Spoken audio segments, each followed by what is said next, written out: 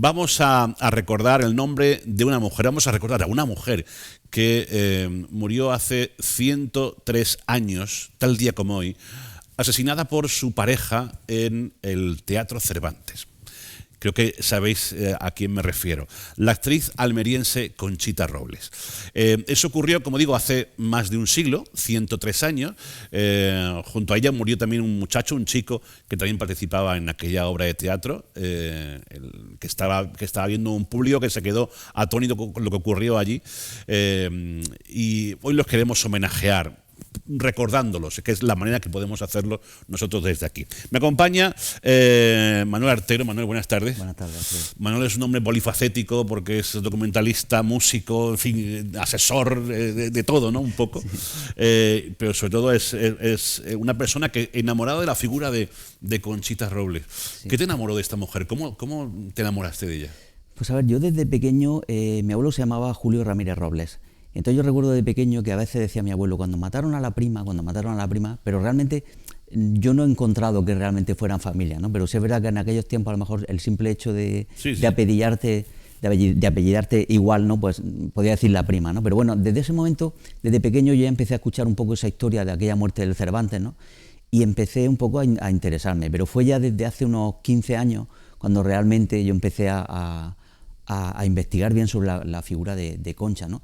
Y me sorprendía que no había prácticamente nada, ¿no? Entonces, conforme más investigaba, iba viendo un poco, iba buscando empresas antiguas, en documentos, y decía, bueno, esta mujer fue, número uno en su época. ¿Cómo puede ser que esté totalmente silenciada y desaparecida de la historia de Almería, ¿no? Ni siquiera una calle con su nombre, nada, ¿no? Y entonces, pues, a raíz de ahí empecé a investigar mucho más a fondo. Y durante muchos años pues, he recorrido archivos, registros, juzgados, buscando partidas de nacimiento, partidas de defunción, hasta dar un poco con toda la historia de quién fue, qué pasó, por qué pasó y por qué ha estado tan silenciado durante esos años. Si la tuviéramos que comparar con un artista de la época, podríamos decir que Conchita Robles es la...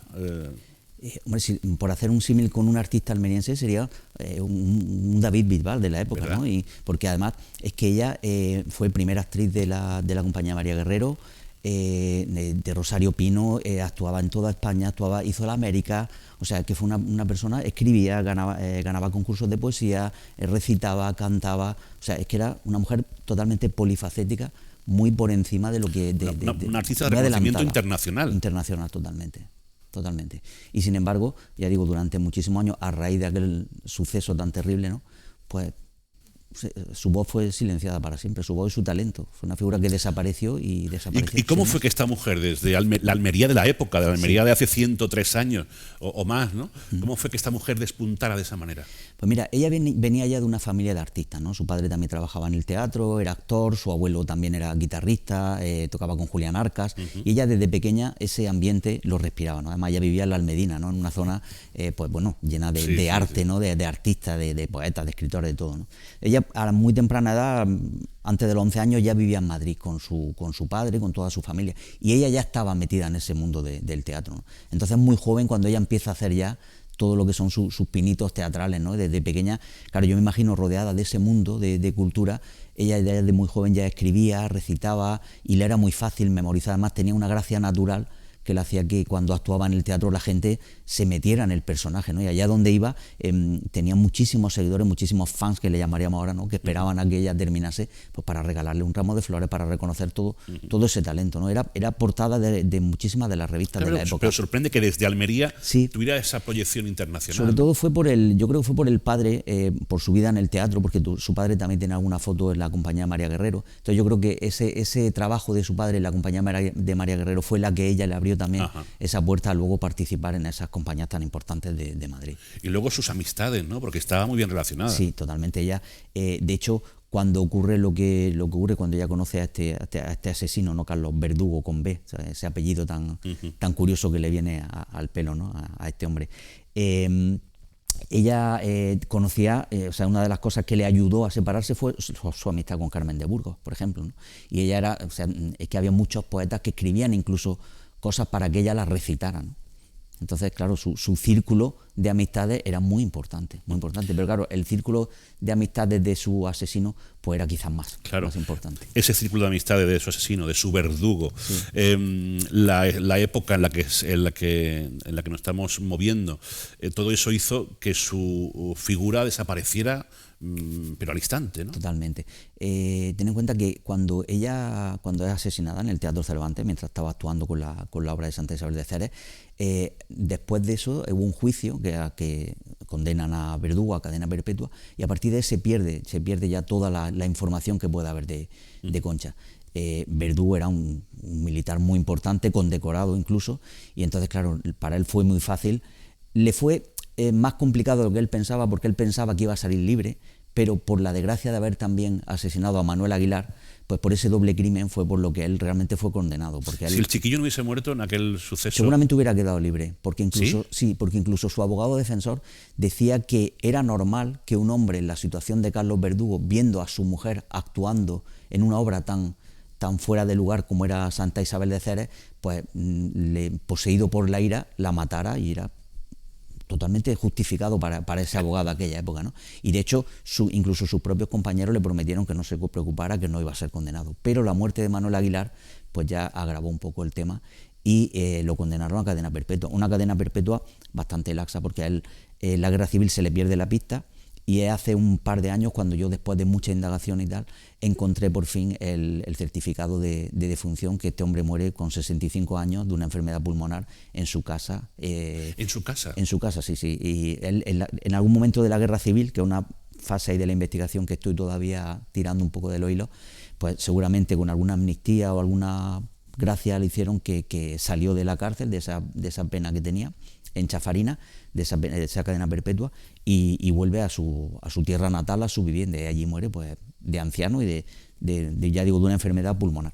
Aquel suceso, imagino que en la época, y de la manera que podía hacerse en la época, recorrería todo el país. Sí, o sea, la noticia salió en toda la prensa, tanto nacional como internacional. Ya digo, Concha Robles en aquel momento era una actriz que ella había tenido que dejar la carrera de actriz, porque así se lo pidió Carlos Verdugo para casarse con ella. Lo primero que le pidió fue que tenía que dejar esa carrera de tirititeros, como decía él, ¿no? Que para él eso era como una vergüenza, ¿no? Que su mujer se dedicara a eso.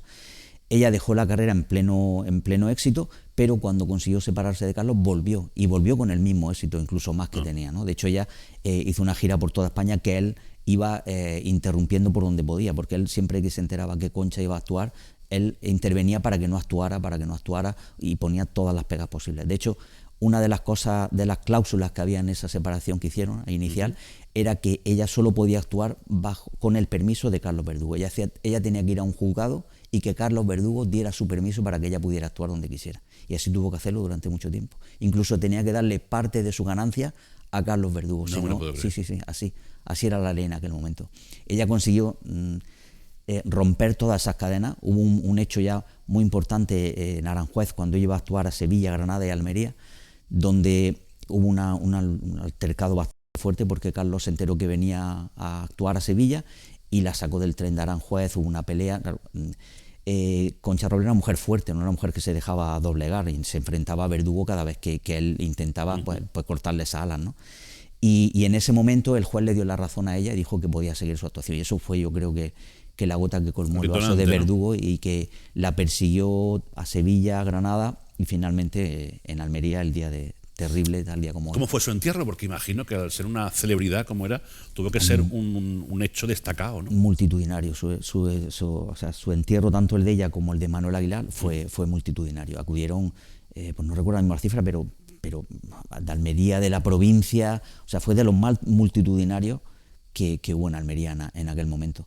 Y se velaron en el Teatro Cervantes. Ella se había hospedado en la casa de unas familiares que tenía en la calle El Pueblo, y desde allí la llevaron al Cervantes, y desde ahí sacaron los dos cuerpos, que lo llevaron hasta el cementerio, donde hoy está la lápida de Concha Robles, y 2 nichos más arriba está el de Manuel Aguilar, que en el de Manuel Aguilar pone muerto por accidente. Muerto por accidente. Y la causa de la muerte de Concha Robles, en algunos documentos que yo encontré, está tachada la causa de la muerte. Sin embargo, se ve perfectamente que pone herida por armas de fuego. E incluso en la de enterramiento, ya del certificado del cementerio, sí que pone herida de armas de fuego, pero en todo lo que son los registros está tachado con buena tinta negra para que no se supiera bien la causa de la muerte.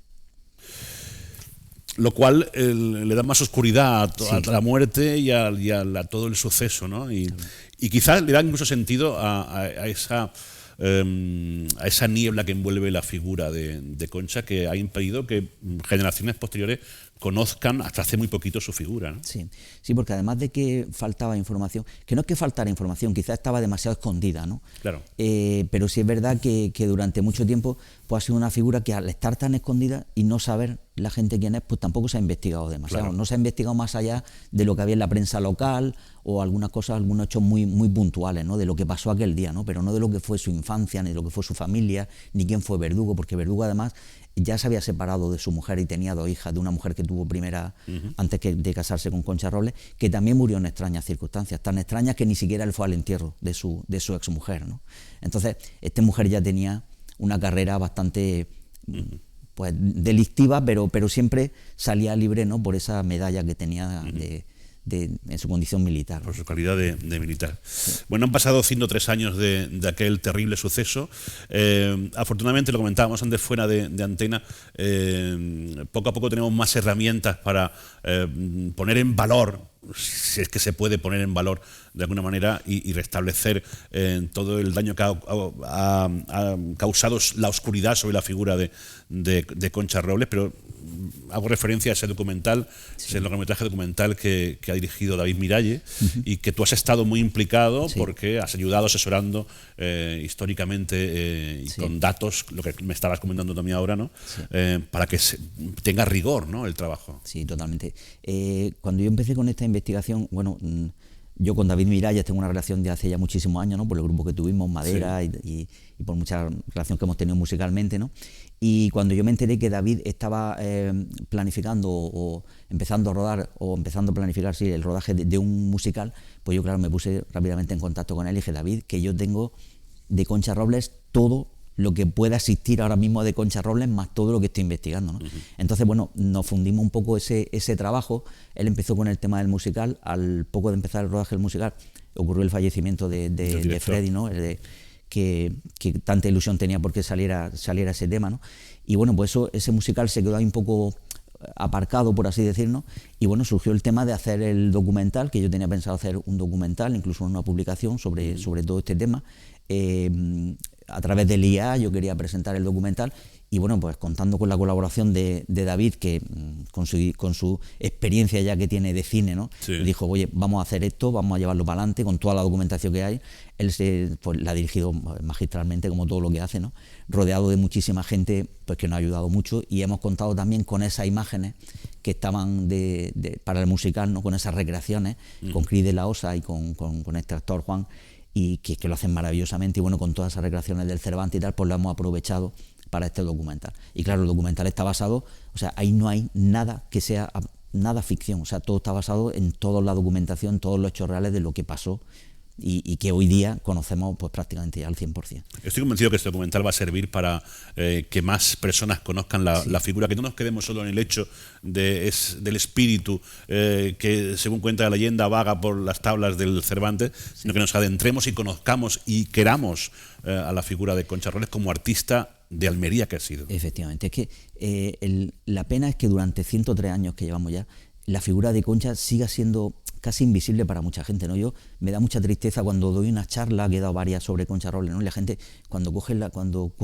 conoce la historia se queda asombrado y empieza a querer a la persona, ¿no? Y mucha gente dice: sí, el fantasma del Cervantes. Entonces es una pena que en Almería todavía, que no, como hemos comentado, ¿no? Que no tenga una calle, que no tenga una estatua, que no tenga ni siquiera una estrella en la puerta del propio Cervantes, que sería la primera estrella que tenía que estar ahí, ¿no? Entonces la idea de este documental precisamente es desenterrar ya ese fantasma, esa oscuridad en la que ha vivido Concha Robles, y que por fin tenga esa luz que merece y la gente sepa quién fue Concha Robles en los años 20, que fue un artista de primera índole y de un éxito pues totalmente fuera que alcanzó no solamente fuera de su localidad, sino fuera de su nación, ¿no? E incluso en América, ¿no? Entonces poner ya un poco en valor quién fue Concepción Pérez. Pues ojalá este documental, entrevistas como la de hoy, recuerdos como los que hacemos cada 21 de enero sirvan para poner en el lugar que se merece en la historia de Almería la figura de Concha Robles. Manuel, muchísimas gracias. A vosotros por invitarme. Ha sido un placer. Muchísimas Igualmente. gracias.